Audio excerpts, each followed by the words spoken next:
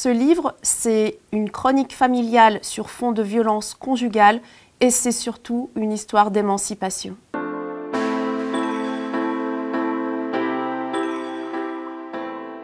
Les Sources, le dernier roman de Marie-Hélène Lafon, nous plonge dans le Cantal entre les années 50 et puis les plus proches années de nous, près d'une famille de paysans, le père, la mère et les 3 enfants, un garçon et 2 filles.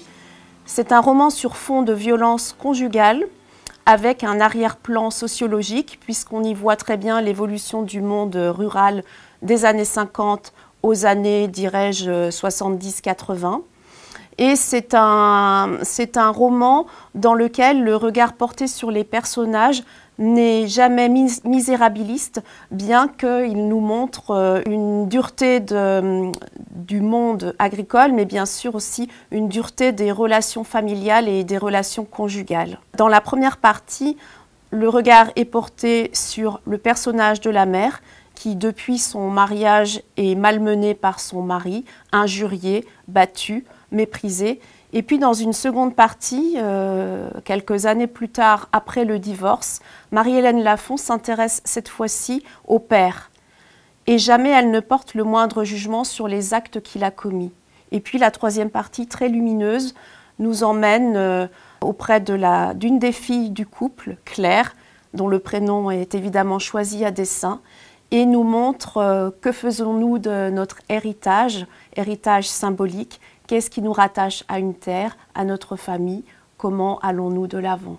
Ce livre est une réussite par sa concision, son efficacité narrative, par la façon dont Marie-Hélène Lafon traite des violences conjugales en évitant tous les écueils propres au sujet qui actuellement est traité bien souvent par les écrivains. Il n'y a pas de manichéisme. Marie-Hélène Lafon laisse au lecteur la liberté de se former son jugement.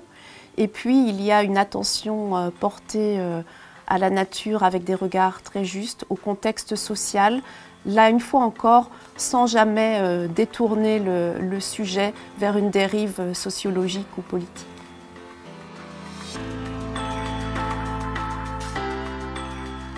La parenté que je vois entre ce roman et l'œuvre de Louis Guillou, c'est d'une part l'efficacité narrative, et d'autre part, le refus du misérabilisme, même lorsqu'on s'attaque à des questions très dures qui mettent en jeu la pauvreté, la violence, l'injustice.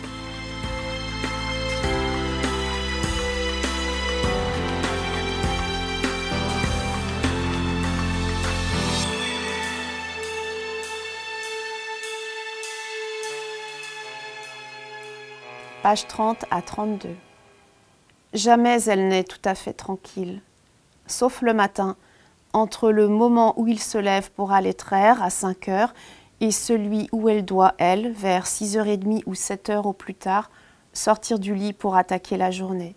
C'est une expression de sa mère qu'elle se répète pour se donner du courage, attaquer la journée. Elle ne se levait pas après la bonne, c'était impossible que la patronne ne soit pas levée avant la bonne, même si Annie ou Nicole savait ce qu'il y avait à faire pour la soupe du matin, que les hommes mangent vers 7h30 et pour le petit déjeuner des enfants. La table de la cuisine est longue, les 3 hommes à un bout, les 3 enfants à l'autre, et elle, les 2 femmes qui vont et viennent des uns aux autres. Elle a toujours connu ça, c'est la vie des fermes, mais chez eux personne ne parle, sauf lui et le vacher, le nouveau, Gérard, qui lui répond. Le jardin est beau, elle jette un coup d'œil, c'est important. Même si la maison est isolée au bout du chemin, les gens voient le jardin en passant sur la route du haut. Les gens savent tout dans ces petits pays, ici comme à Fridières ou à Soulages. Il faut que le jardin soit bien tenu. Les haricots, les carottes, les petits pois, les patates, les choux. On mange déjà de la salade depuis 2 semaines. Félix sarcle et bêche, Nicole arrose. Les pivoines rouges qui viennent de Fridières ont été belles. Pour la première fois, elles ont mis des années à s'habituer. C'est plus haut ici, on est à 1000 mètres. L'hiver est plus long et la saison des jardins plus courte. Les pivoines sont déjà passées, il faudra attendre les phlox début juillet au moment de commencer à faner. Il aurait fallu planter ou semer d'autres fleurs, Mais elle a manqué de courage pour s'en occuper. Et maintenant, c'est trop tard. Quand on fane, il devient comme fou. Il veut avoir fini plus vite que tout le monde. Il voudrait avoir fini avant d'avoir commencé. Il crie qu'il est seul pour tout faire, qu'elle est un boulet, un tas. C'est vrai, il a raison. Un tas, elle est devenue un tas, un gros tas.